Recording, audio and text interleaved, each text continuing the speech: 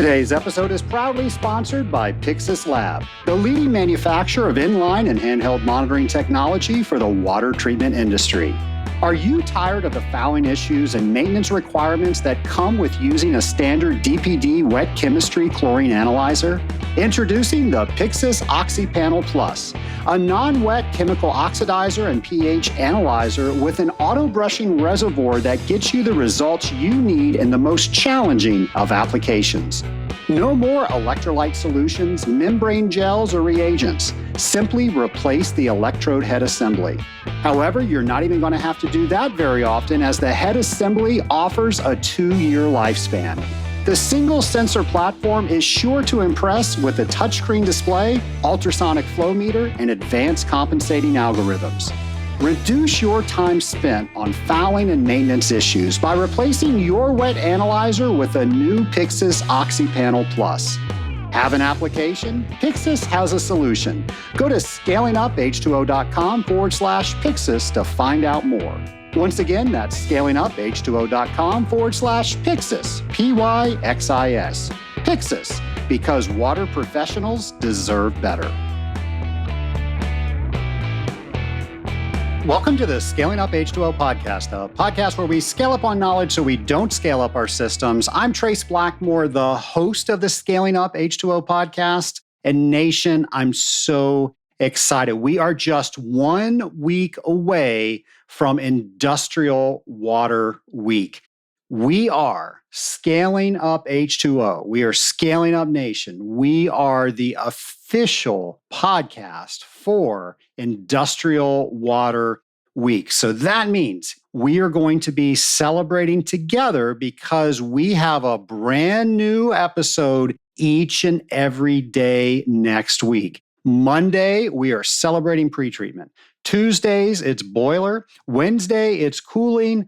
Thursday is wastewater, and then we wrap up on Friday with careers. Nation, so excited. Of course, this is the 7th time I think we have celebrated Industrial Water Week together. And you will see we've got some new things in store for you this year. You're just going to have to wait next week to hear what they are. But I want to make sure that everybody has marked on their calendars for October 7th through 12th. You always know Industrial Water Week because it's the first full week of October is when we celebrate. And I love it because we get to see all the members of the Scaling Up Nation coming together and posting social media. So I hope you have plans to do that next week. On pre-treatment Monday, maybe you've got a DAF system or a water softener or an RO system, whatever it is. Take a picture of it with your smiling face there and hashtag it to Industrial Water Week or IWW24. On Tuesday, maybe you are with your favorite Cleaver Brooks boiler, or whatever make it is. Your favorite boiler, put your face in there, take a picture, not in the boiler, in the picture now, because that could get dangerous. So you got a picture there, and you're going to hashtag that to Industrial Water Week or IWW24. On Cooling Wednesday, maybe it's your favorite chiller, and you're going to take a picture of yourself in front of that chiller. Maybe it's a cooling tower. Maybe it's some sort of heat exchanger. Whatever it is, make sure you hashtag that to Industrial Water Week or IWW24. For Wastewater Thursday, maybe there's a settling pond or something that you're just so fond of. And you're going to take a picture in front of that and hashtag that to Industrial Water Week or IWW24. And then when we wrap up on Friday, take a picture of yourself, maybe with a customer, maybe with a mentor, somebody that has helped you through your water treatment career, and hashtag that to Industrial Water Week or IWW24. Another thing people do on Fridays is they create cakes. And they'll take a picture of that cake. And of course, what do they do with that after they take the picture? Well, I'm glad you asked. They add the hashtag Industrial Water Week or IWW24. And if you're looking for some cake ideas, go to industrialwaterweek.com, and founder James McDonald has put all these different memes and different logos and all sorts of stuff that you can just give to a cake decorator. And they've got these computers that will put a stencil on cake and you can actually eat it. It's frosting now. So all sorts of cool ways that you can celebrate whatever it is. Make sure you share all of that on social media. And here's the last time, hashtag Industrial Water Week or IWW24. I read a book once that said somebody needed to hear something 7 times before they truly heard it the first time.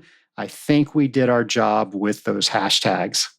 Well, Nation, in preparation for Industrial Water Week, the great team here at Scaling Up H2O looked back at all of the data that we had for the past 12 months, and we determined what our top rated episodes are. So here are the top 5 rated episodes of the last 12 months. Number 5, episode 341, entitled Guarding Against Legionella, the Hidden Danger of Dead Legs in Water Systems. That's where I interviewed Richard Beckett. So that was episode 341. Our top 4 episode was episode 348, and that was Credentials and Codes, Plumbing Strategies Against Legionella. And that was with our friend from IAPMO, Christopher Lohr. That was episode 348. And that takes us to our 3rd top-rated episode, episode 328, and that was an Industrial Water Week episode last pre-treatment Monday, where our friend Wes Byrne came on and helped us out with that episode. And then our 2nd highest rated episode, episode 324, entitled Endless Career Possibilities in Industrial Water Treatment, with our friend Chelsea Farmer. So there are our top 4 rated episodes. But what is the number 1 rated episode? Well, Nation, originally that was aired as episode 336, Innovations in Sunflower Oil Wastewater Solutions by Dr. Swati Sharma. And I got to meet Swati at an AWT training seminar. We were fortunate enough to eat lunch together, and we just had a great conversation. She told me about some of the things that she was working on, and I said, that sounds like a fantastic interview. And Nation, that's what you're going to hear next. Here is an encore version of episode 336 with Dr. Swati Sharma. My lab partner today is Dr. Swati Sharma of Water Engineering Incorporated. Welcome, Swati.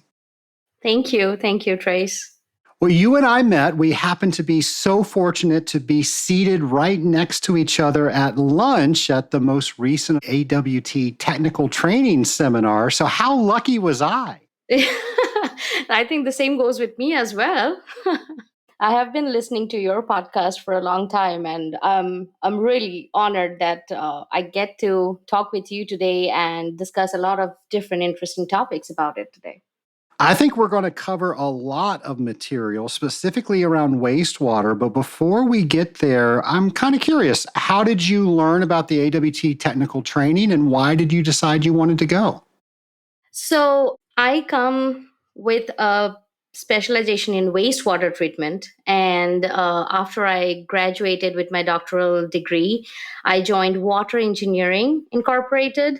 We are based out of Mead, Nebraska. And Water Engineering is a industrial water treatment company, services company. So I came in as a technical wastewater consultant. I joined there, but when I got in, I saw that a majority of our services is concentrated with industrial water treatment. And that was something very new to me. And although I have been here for 4 years now, it's a vast area, it's a vast field. So although I went into the field, did everything, and got in touch with our technical support, but I think the technical training David and Katie told me about, and also I have been to AWT conferences a couple of times, and I wanted to first go in 2020 when I joined to the technical training, but the COVID hit and everything was different at that time. So finally, I got a chance and I was like, okay, this is the time I should be in the technical training to know where I stand. I think that really helped me, the technical training, because even after 3.5 years in the industry, there's a lot to learn. You cannot learn it in one day, all of it. So it was a good experience for me to know where I stand in the industrial water treatment. So yeah, it was to explore the knowledge and the vast industry in few days. Which one of the seminars did you attend? I attended the industrial water treatment. So you got to see me more than you bargained for because we had a speaker that wasn't able to make it, and we had to figure out how to make that work. No, yeah, but that was really good actually, because a lot of those, especially with the numericals and the other little stuff that we never think of. I mean, there is on the books, but we don't get to read the books all the time, all day. So these technical trainings really helped me a lot with that, because small things, small brush ups, like, oh, you forget that. Did I do this? Do I do it when I do this test or not? Those little things really helped actually. It is really full of knowledge. I've heard several people refer to that course as drinking from a fire hose. What do you think? I think I agree to it, I guess. You get a little bit of water, but there's so much that you're missing. Yes, absolutely. And you do things, you do this test so many times, almost so many times a day, probably in a month. But there's the small things that you miss, and it helps a lot when somebody put that in your mind. Hey, focus on this. That's something I really enjoyed learning about in the trainings. I am curious, how did you get involved in the water treatment industry? So I have an engineering degree in environmental and biotechnology with a minor in chemical engineering. So when I was in India, I did a few projects in wastewater treatment. Actually, my final year projects, so the capstone projects that they say here. So I got interested in that field because, first of all, in India, we have a ton of water resources, but not a very good, probably, water treatment facilities. So that was something that intrigued me into getting those projects to learn about it. And when over the time, when I by the end of my fourth year, when I finished it, I started looking up different researches that's going on, and that's how I found my advisor in the US, in North Dakota State University. He was working on a similar project that I did my capstone project with, and so I contacted him, and I got here and started working in water treatment. And I mean, I never actually, when I grew up, I never thought that I would actually work in wastewater treatment, but after I came here, it's a part of my life now. I really enjoy doing it. What does your day to day look like? Oh, my day to day, I have a 4-year-old to start with. So the day begins with him and ends with him, but in the middle I find myself going into field work, helping our tech services. I also direct and manage the in-house analytical lab at Water Engineering. So spending a quality time in the lab, analyzing samples, getting out in the field, coming back home, spending time with family. Well, let's talk a little bit about your thesis. I make sure I get the title right. So, how to estimate the best treatment conditions for sunflower oil wastewater using advanced electro-oxidation process. So, why would somebody write this? And let's talk about it. Yeah. So when I came here for my PhD, I started with biological treatment process actually, in municipal water, wastewater. As a year passed, and when we started talking about many different, I started researching about the topics on municipal wastewater treatments.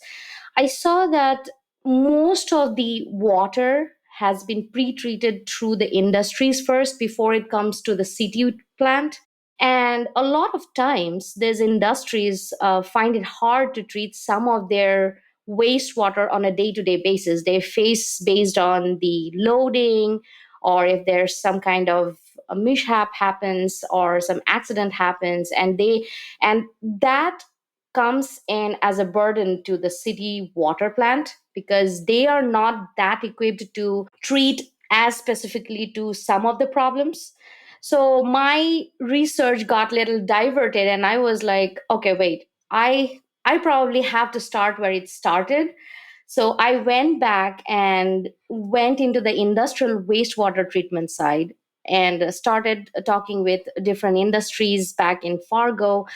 And I talked with them. I found like what are the issues that they're finding in their plants from day to day. Like, they have already a wastewater treatment plant set up, but what are the issues that they are thinking of could be improved or enhanced? And that's how I got into the research on oil refinery, edible oil refinery. And I also worked on a sugar beet plant. So where they make sugars actually from sugar beet.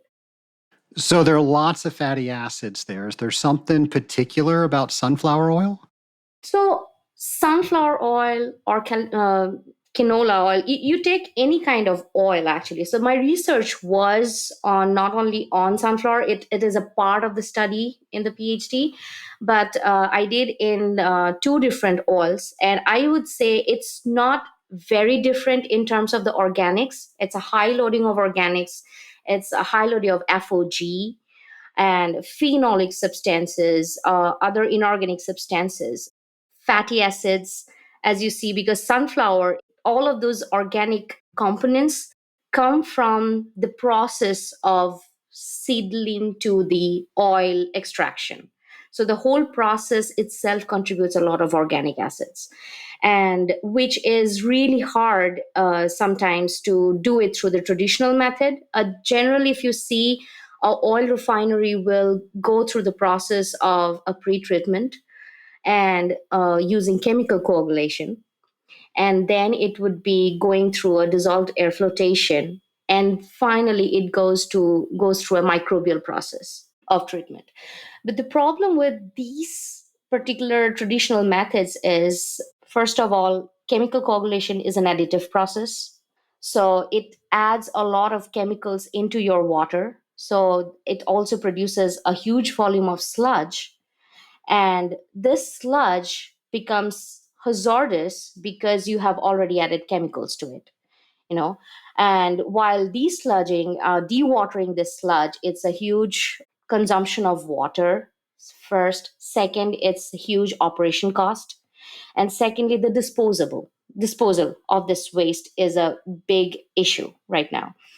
So these are the three things that really contribute. On top of that, the whole treatment chain itself is a operationally expensive process, whereas the return on investment is very low.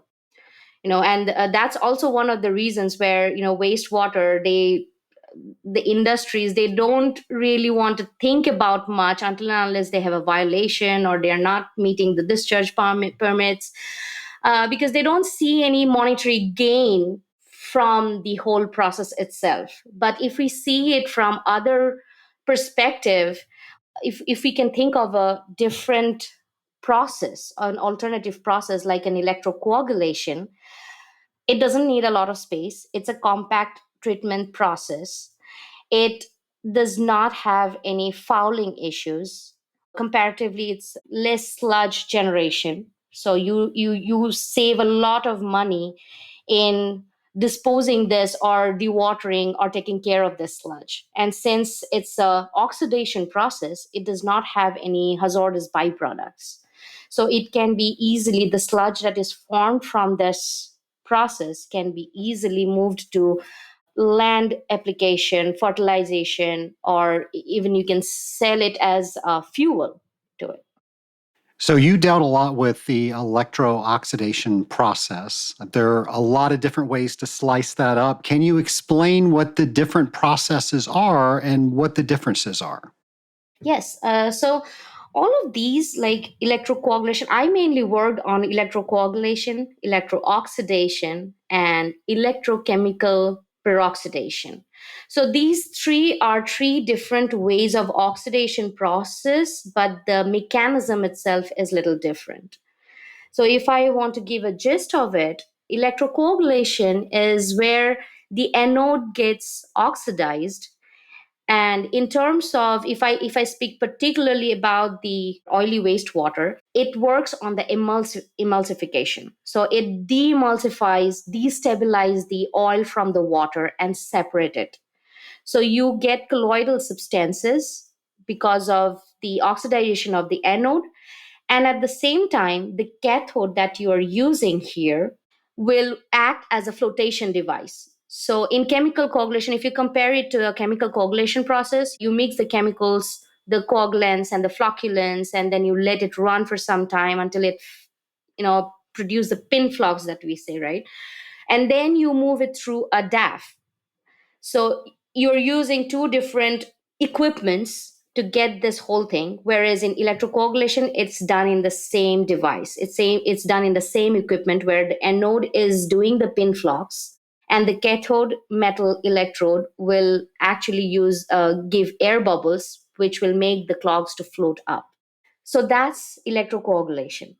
Now, if we go for electrooxidation, the difference here is it's an oxidation process where instead of creating sludge in the electrocoagulation system, this electrooxidation will convert your components to carbon dioxide and hydrogen molecules. So it is a environment friendly process compared to EC. And there are also differences about is electrocoagulation is more effective in suspended particulate contaminants, whereas electrooxidation is more effective in organic dissolved solubles. And when it comes to electrochemical peroxidation, this is called as the Fenton's chemistry, it where we uses iron and hydrogen peroxide for the oxidation process. So it sounds like it's a smaller footprint and there's a lot less waste, which is normally one of the largest costs that the customer has. What about the actual water discharge quality? How has that changed? So the water discharge quality is really good in terms of that. When we are focusing on chemical coagulation, I'm comparing it with the chemical coagulation all the time because this is what we use most of the time, and it's easier for us to relate to it. So in chemical coagulation, when we do, not all chemicals can do all sorts of removal, right? So we use different chemicals for different kind of removal. If we want to do maybe organic removal, we are using ferric chloride or PAC, ACH. Whereas if you want to use for heavy metals removal, we are again using something different. So for each kind of removal in chemical coagulation, you are using different kind of chemicals and you are actually adding different chemicals. But in electrocoagulation or oxidation process, microbial contamination, inorganic contamination, organic contamination, heavy metals, all this can be done with the same process itself without any addition of chemicals. So it's just one process, many removals. So it's a versatile process to use for. When you started to write your paper, what was your hypothesis? And then how did that change when you got all your data?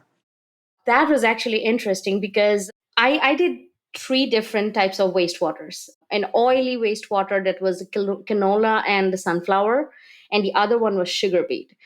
When I first started in the first year, I was totally clueless about what to start, how to do it. So read lots of papers, which I'm sure anyone doing a research would do. And I thought, okay, I have three different. All I need to do is just test them in different ways, and it's going to be different is probably the parameters changes, like the dosing will change. But I figured out that each wastewater was so different in its characteristics is that each of these three treatments behaved completely different. Like EC was electrocoagulation was really good with the canola oil. Whereas when I went to the sugar beet, which is really high in organic loading, I found that the electrooxidation was a better process. It's a slower process, but it's a better process. So my hypothesis was it's going to be the same three treatments, and I'm going to do a comparison study. But by the end of it, I had to do modelings, I had to do statistical analysis to see what are the differences, how significantly it's different, what are the acting interacting parameters that are working more in one type of wastewater. So those are the things that actually kind of changed over the course of time. Now that you've gone through the process, if you had the opportunity to do it all over again, what would you have changed?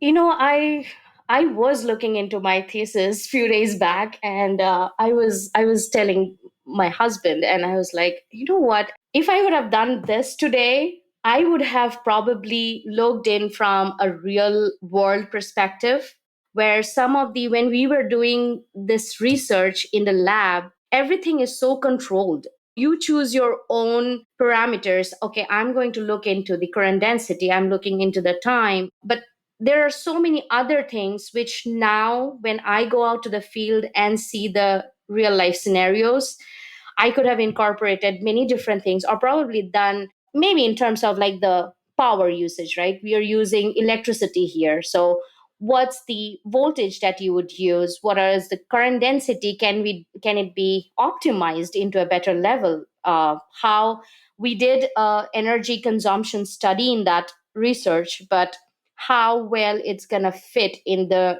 today's real world scenario, how could we optimize that? Those are the things I think I would go back and revisit.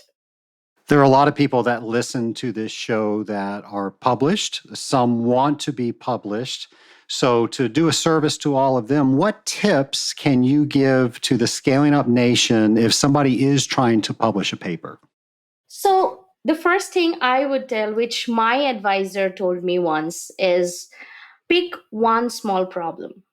You do not have to solve the whole problem. If you just take one bit of one problem, it's going to have a chain reaction in solving the whole problem. Now, once you select that, do as many research, because you may not find exactly what you are going to do, because that's what is research about. You are going to do something new, but read a lot of research publications that has been done over the years, what has been done, what has failed, what has not failed, what shows promising, ideas. Take those ideas, incorporate in it, make a hypothesis of it, what you are expecting, find the problem and find what you want to solve about that problem. I think that's the main thing about a research, is what you want to solve. It's not only identifying the problem, and from that give your best in trying to find the supporting research is really important, I would say. And when you are going for towards publication, that means if you're ready for publication, that means your research is working. And sometimes it's not only about how successful your project was. A publication can also be about what were the failures and what did you learn from your research. That's a great point. I've talked to so many people that we talked about your hypothesis and how it changed along the way when you actually got your observations in. So many people give up when their observations don't match their hypothesis. Yes. And I think that actually happens because you dedicate so much of your hours of your life, and then you are so passionate about this. And then when you're thinking it's going to happen and it's not happening, it's demotivating at times. But what you have to learn from here is learn from what has failed, why it has failed. Find a reason behind your failure that will lead to your success. That's what I believe in. One of our most used water treatment products here in the Atlanta metropolitan area was a mistake, and we didn't design it for what we use it for now. And if we just threw it away, we would not have realized all the success that we've had with it for years. Yes, you were mentioning about what do we do with how good the water is from this process. So the treated water from this can also be used into your industrial water treatment. In many of the meat and processing industries where they are currently using in some of the countries, small scale meat processing industries or food and beverage, some of these facilities use the treated water from electrochemical oxidation into cooling towers and also in cleaning their facilities instead of using raw city water for their treatment. One of the concerns that people have with using reuse water in HVAC systems or even clean in place systems are the bacteria that come in with that. So, how do we ensure that we're not introducing something we don't want? So electrochemical peroxidation is very much effective treatment in microbial destruction as well. So there are many researches that has been done that has been proved that it can kill microorganisms. There is the pathogenic microbial growth can be nicely distracted, effectively distracted. And of course, if you're using a process and if you're using it for reusability purposes, you will always go through a disinfection system. If someone wants to get started in wastewater, what advice would you give them? If it's someone from the water industry who has been in the industrial water treatment, I would say these two are very different. And if it's for a completely new person, what I would say is wastewater is like math. It's like a game. You have to really understand and you have to really enjoy doing it. It's a piece of puzzle, I would say. It's to me. You connect the different dots and it's gonna bring a beautiful picture to it. Yeah, anybody that's ever done a jar study before, I think it's more luck than science. Science will get you close, but I can't tell you how many mistakes I've made that have been better than what I calculated. Oh, yes. Yes. But actually, when I say math, it's not about putting in the formulas, but if you're solving a problem, you see it in maths, you see it from different perspectives, right? You use different theorems, you use different correlations.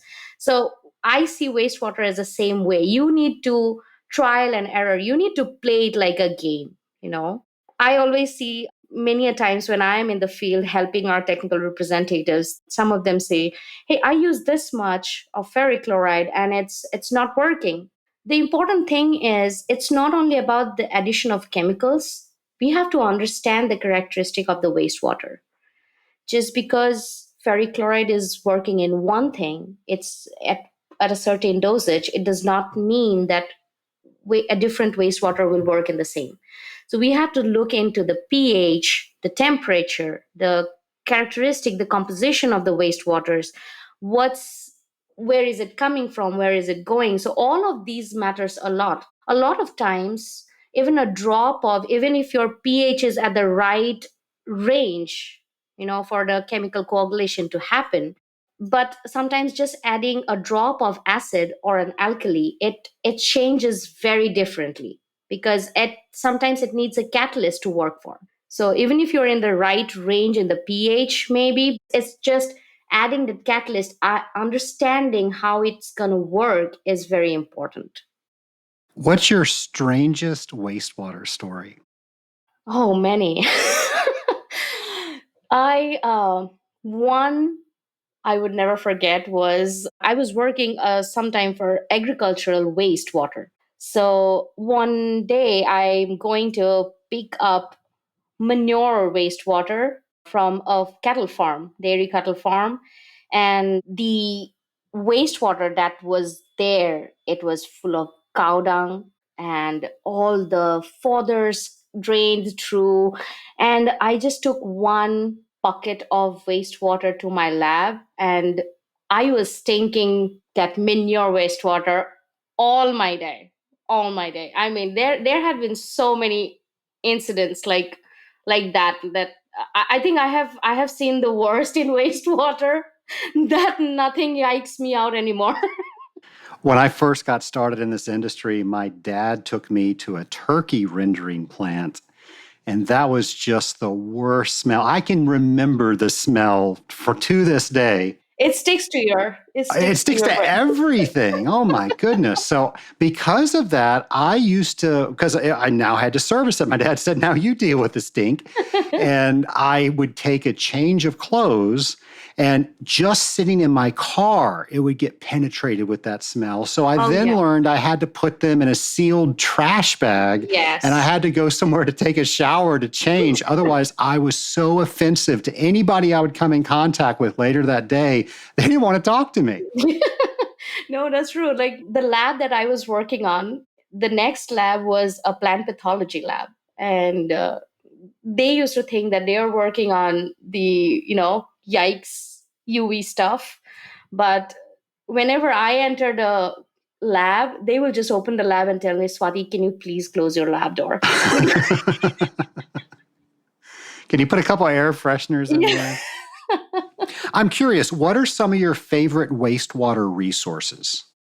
The first one would be the Metcalf and Eddy wastewater treatment book. That's like the Bible, I would say, of wastewater. That's one book I would advise any and everyone who wants to know about a little bit of wastewater. The second book would be the Standard Methods of Estimation Analysis. That's like all the standard procedures for all sorts of chemical analysis you want to do. It's not only related to wastewater, but any kind of chemical analytical test that you want to do, the standard procedures. It's so nicely given that you can just start just by referring to that book from day one. Those are some great resources. I'm curious, knowing all the things you've worked on up to this point, is there something you wish you knew back then that you knew now? Patience. Patience. I think that's one great thing that PhD taught me. I used to get really overwhelmed over small things and really panic about things before when I joined. But over the time, over the 5 years of my PhD, patience, due diligence is something that I learned. Is there anything else you want our Scaling Up Nation members to know? Well, do what you know and ask always for help. I would say that a lot of times, even me at times, we hesitate asking for help, but we are one nation. So it's not necessary for you to know everything. We are all together in this. So be there for everyone else and also seek help and guidance from everyone else. I love that. And we are the Scaling Up Nation. We are one nation and we're all doing similar work. How cool is that? Yes, absolutely. And I'm so proud to be a part of this industry as a whole because not only I enjoy doing what I do, and I get to learn so much every single day. It's a new learning opportunity for me every single time. So I just cannot be happy enough to be in this industry. Well, let's unpack that a little bit because we're all experiencing a work shortage. It's hard to find new people, and the people we do find are not familiar with this industry. So, what can you say to sell to the people that are out there that this is a great industry to be in? Well, we need water every day. That's the basic, I think, need. So to protect the water, to save the world, I think we are in a way the superheroes because the basic need of human life is water. So I think that's the best selling point that I can give to anyone is like you are a superhero if you're working in this industry. Enough said. Well, thank you so much for coming on the Scaling Up H2O podcast. And is it okay for us to put your thesis on our show notes page? Yes, absolutely. We Yes. will make sure to have that. So lots of people driving today, they have their hands at 10 and 2. So I'm sure they Yes. want to take some more notes. They can do that in the comfort of their own home. Yes, absolutely. And also, there is a scholar.com, scholar.google.com. I have my profile up there where I have my publications. So if they want to go and refer to those, I have about 8 different publications. So if they want to read more about it, they feel free to either contact me or look into those resources. We'll make sure to put ways to contact you on those show notes page. Thank you so much for coming on the podcast. Thank you, Trace. Nation, if you haven't guessed, I love the hindsight view. I love to turn around and see what we've experienced and what we can learn from that experience so we can make things better. We can make things more efficient. We can make things more cost effective. And let's face it, we can make things more fun. So that's what we're doing all the time. That's how we have metrics like this. And I also like to learn from our guests. And Swati was our number one episode listened to over the last 12 months. And that got me thinking, what did I learn from interviewing Swati? And I have to say that in having lunch with her and then also doing the interview, I loved how she gathered all her information. And I know you're supposed to do this, but it's really hard to actually do it. When you're gathering information, how do you make sure you're not biased? Because you already have a hypothesis. You already think you know what you're going to find out. And it's your job, if you're running a test like she describes, you can't make happen what you want to happen. I don't think people intentionally do that, but I think it can happen unintentionally. And she was just so conscious of the data was the data, and then she worked the data, not the other way around. So I bring this up because especially when we get new things, and I'm using air quotes, you can't see that right now, in our industry, it's very easy for us to want them to work or not want them to work. And depending on how we run our tests or what we do, we can make that happen just the way we want it. So I want to urge you to work the data the way Swati taught us, the way she talked about it in the interview and what I shared with you that we talked about over lunch. So I'm curious, what did you learn from this past interview? And if you heard a couple of weeks back when we were preparing to go to the Association of Water Technologies conference, how did I tell you to prepare for that conference? Well, if you recall, I said, what was the one thing that you were going to get out of that conference and go back and do? That's how I listen to podcast episodes as well. I will listen to a podcast episode and I'm looking for that one thing. And I don't know what that one thing is until I hear it. And maybe it's multiple things, but I don't put that pressure on myself. I only search for one thing. And if I get 5, that's great. But then whatever that top one, that number one thing is, I figure out a way to do that. And I started doing that because of all the books I try to read to keep up with information to bring with you on this podcast and also bring to the Rising Tide Mastermind, making sure that I'm always ahead of information when we're trying to decide what books that we're going to read. And I'll read these great books and they have 50 things that I want to do. Well, if I concentrate on 50 things, I'm not going to get any of those done. So I just hold myself accountable for any new information that I get. What's the one thing that I'm going to do? And just imagine if you chose one thing from everything that you do that's new information, how much better you are going to be at the end of this year.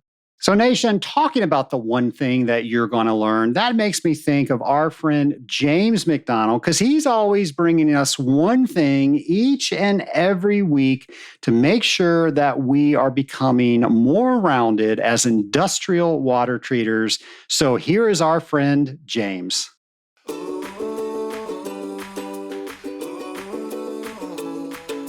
Welcome to Drop by Drop with James, the podcast segment where we wonder, explore, think about, imagine, and learn industrial water treatment, you guessed it, drop by drop, together.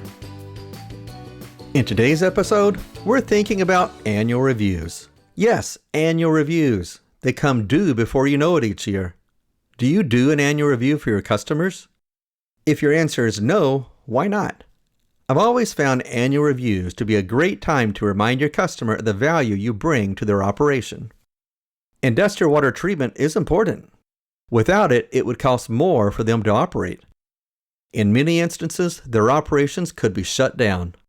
Plus, there are many safety aspects that good industrial water treatment brings to the table, from helping keep boilers from exploding to helping minimize Legionnaire's disease. It's also a good time to get everyone on the same page to both maintain and improve the water treatment operations. Sure, it could be an opportunity for the end user to complain, but that's good. Would you rather they have an opportunity to tell you their issues face-to-face or in an email informing you that they're changing industrial water treatment vendors? Be sure to document the annual review with a prepared document or presentation. Also, be sure to follow up on any issues they have and commitments you have made. I'm James McDonald, and I want to encourage you to be like water by forming bonds with those around you, dissolving new knowledge, and making worthy ripples, drop by drop. So once again, if you have not marked your calendar, next week starts Industrial Water Week, and it's pre-treatment on Monday. It's boilers on Tuesday. It's cooling on Wednesday. It's wastewater on Thursday, and then we wrap up with careers on Friday. We are the official podcast for Industrial Water Week. And to learn more about that, you can go directly to industrialwaterweek.com, or you can go to our show page, and we will have that information and that link for you so you can very easily find it. Nation, I can't wait to celebrate that entire week with you with a brand new episode each and every week. I think that you will enjoy what we have in store for you this year. And in the meantime, I hope you find that one thing from today's interview and you start putting that into place. And the second thing is to tune in next week to a brand new episode each and every day of Scaling Up H2O. Have a great week, folks, and happy Industrial Water Week next week.